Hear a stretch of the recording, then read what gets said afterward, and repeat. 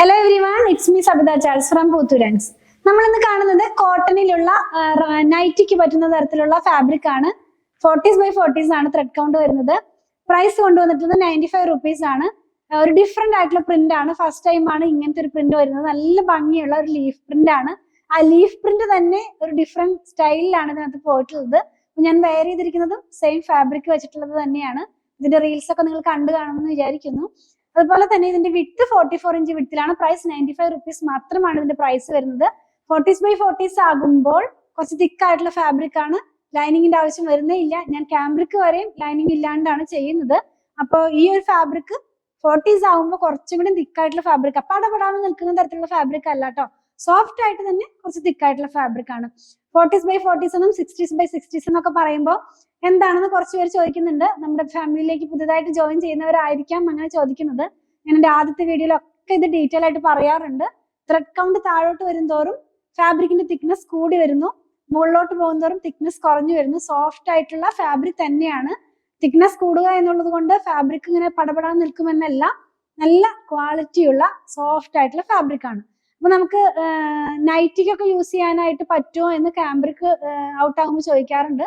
നൈറ്റിക്ക് പറ്റും, പക്ഷെ നമുക്ക് കുറച്ചും കൂടി കംഫർട്ടായിട്ട് വെയർ ചെയ്യാൻ പറ്റുന്നത് 40s തന്നെയാണ്. അപ്പൊ അങ്ങനത്തെ ഫാബ്രിക് ആണ് ഇന്ന് കൊണ്ടുവന്നിട്ടുള്ളത്. പ്രൈസ് ഞാൻ പറഞ്ഞല്ലോ, ഓരോന്നും നമുക്കൊന്ന് ഓപ്പൺ ചെയ്ത് നോക്കാം. ഫസ്റ്റ് വൺ കാണുന്നത് നല്ല ഭംഗിയുള്ള ഒരു കളറാണ് കേട്ടോ. നമുക്കൊരു ലൈറ്റ് വയലറ്റ് എന്ന് പറയാം. ആ ഒരു ടോണിലാണ് പോകുന്നത്. ഇതിനകത്ത് ക്ലോസ് വീല് കാണിച്ചപ്പോൾ നിങ്ങൾ ഇതിനകത്തുള്ള ഡിസൈൻ കണ്ടെന്ന് വിചാരിക്കുന്നു. ലീഫ് തന്നെ നല്ല ഭംഗിയായിട്ട് ഇങ്ങനെ സ്പ്രെഡ് ആയി കിടക്കുന്ന പോലത്തെ ഒരു ലീഫ് പ്രിന്റ് ആണ്. അതിനകത്ത് തന്നെ ബ്ലൂ കളറിലുള്ള പ്രിന്റ് ആണ് ലീഫ്സിനകത്ത് പോയിട്ടുള്ളത്. സൈഡിനകത്തായിട്ട് ഇങ്ങനെ ഒരു ബോർഡർ ഇൻക്ലൂഡഡ് ആണ്. സ്ലിറ്റിന്റെ സൈഡിലോ സ്ലീവിന്റെ എൻഡിലൊക്കെ യൂസ് ചെയ്യാം. നൈറ്റി ഫാബ്രിക് ആണെന്ന് വിചാരിച്ചുകൊണ്ട് നമുക്ക് നൈറ്റി മാത്രം സ്റ്റിച്ച് ചെയ്യാനില്ല, ടോപ്പൊക്കെ സ്റ്റിച്ച് ചെയ്യാം, കുർത്തിയൊക്കെ സ്റ്റിച്ച് ചെയ്യാം, സ്ലിറ്റഡ് ടൈപ്പിലുള്ള കുർത്തിയൊക്കെ സ്റ്റിച്ച് ചെയ്യാം. അപ്പൊ ഇന്ന് കാണിക്കുന്ന എല്ലാ കളേഴ്സിലും നമുക്കൊരു ഓഫ് വൈറ്റ് പാന്റ് ഉണ്ടെങ്കിൽ സുഖമായിട്ട് വെയർ ചെയ്യാവുന്നതാണ് കേട്ടോ. ഡിഫറെന്റ് ടൈപ്പിലുള്ള എന്താ പറയാ ടോപ്പായിട്ട് നമുക്ക് ചെയ്യാം. ഇനി ഇതിന് ഈ ഫാബ്രിക്കിന്റെ തന്നെ ഈ സൈഡിൽ പോകുന്ന ഈ കളർ ഉണ്ടല്ലോ, ഒരു ഡാർക്കർ ടോൺ, അത് വെച്ചിട്ടാണെങ്കിലും കോൺട്രാസ്റ്റ് ആയിട്ടുള്ള ഒരു കുർത്തി സെറ്റൊക്കെ ആയിട്ട് നമുക്ക് വെയർ ചെയ്യാവുന്നതാണ്. ഇതൊന്ന് വെച്ച് കാണിക്കട്ടെ. ഇത് വെയർ ചെയ്യുമ്പോൾ ഈ ഒരു പാറ്റേണിലാണ് വരുന്നത്. നല്ല ഭംഗിയുള്ള കളറാണ് കേട്ടോ. ഇതിനകത്ത് ഏറ്റവും കൂടുതൽ എനിക്ക് ഇഷ്ടപ്പെട്ട ഒരു കളർ എന്ന് പറയുന്നത് ഇത് തന്നെയാണ്. അപ്പോ ഫാബ്രിക്കിന്റെ പ്രൈസ് 95 റുപ്പീസ് മാത്രമേ ഉള്ളൂ പെർ മീറ്റർ. നെക്സ്റ്റ് വൺ കാണുന്നത് ബ്ലൂ കളറാണ്. ബ്ലൂവിനകത്ത് തന്നെ റെഡ് കളറിലുള്ള ലീവ്സിന്റെ പ്രിന്റ് ആണ് പോകുന്നത്.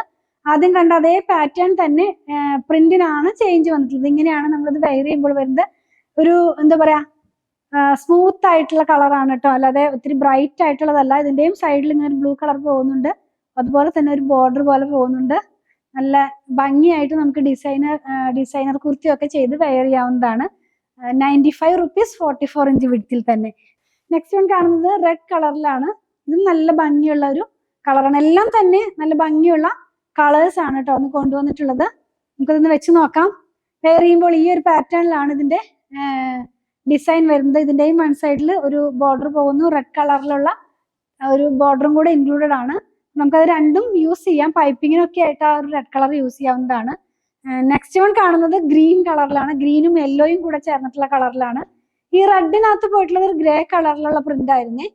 ഇപ്പൊ ഗ്രീനിനകത്ത് വന്നിട്ടുള്ളത് യെല്ലോ കളറിലുള്ള പ്രിന്റ് ആണ്. ഇത് വെയർ ചെയ്യുമ്പോൾ ഈ ഒരു പാറ്റേണിലാണ് ഫാബ്രിക്കിന്റെ ഡിസൈൻ പോകുന്നത്. ഇതിന്റെയും വൺ സൈഡിൽ ഇങ്ങനെ ഒരു ബോർഡർ പോകുന്നുണ്ട്.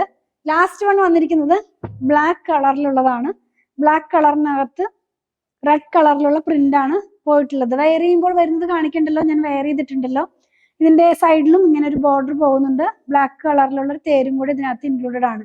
നമ്മൾ ഇന്ന് കണ്ടത് കോട്ടണിൽ തന്നെ വന്നിരിക്കുന്ന നൈറ്റി ഫാബ്രിക്കുകളുടെ കളക്ഷനാണ്. ഞാൻ നൈറ്റി ഫാബ്രിക് എന്ന് എടുത്ത് പറയുന്നത് ഈ നൈറ്റി ഫാബ്രിക്കിന്റെ വീഡിയോയുടെ അടിയിൽ തന്നെ കുറച്ച് പേര് കമന്റ് ചെയ്യണ കാണാറുണ്ട്, നൈറ്റി ഫാബ്രിക് കൊണ്ടുവരാനായിട്ട്.